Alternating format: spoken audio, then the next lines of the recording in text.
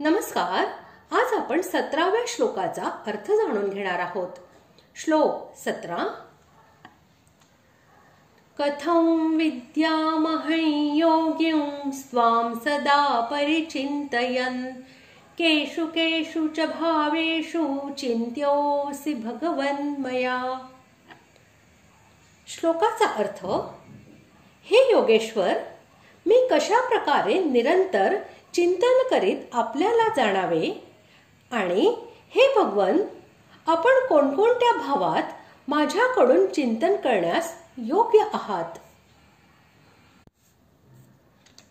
7व्या श्लोकात भगवंतांनी म्हटले आहे की जो माझ्या विभूतींना आणि योगाला तत्वाने जाणतो तो अविचल भक्ती योगाने युक्त होतो.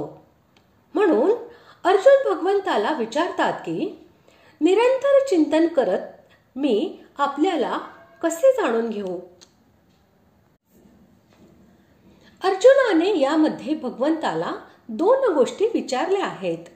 पहिली, श्रद्धा व प्रेम यांच्याबरोबर मी निरंतर तुमचे चिंतन करीत राहीन आणि गुण, प्रभाव व तत्व यांच्यासह तुम्हाला चांगल्या प्रकारे जाणू शकेन असा एखादा उपाय सांगा.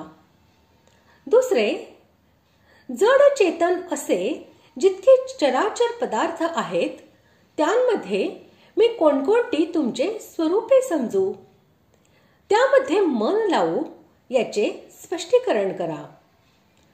अभिप्राय असा की कोणकोणत्या पदार्थांबद्दल कशा प्रकारे निरंतर चिंतन करून सहजपणे भगवंतांचे गुण, प्रभाव, तत्व व रहस्य हे समजून येते या संबंधी अर्जुन विचारत आहे. अशा प्रकारे आज आपण 17व्या श्लोकाचा अर्थ जाणून घेतला. पुढील भागात आपण 18व्या श्लोकाचा अर्थ जाणून घेणार आहोत. धन्यवाद.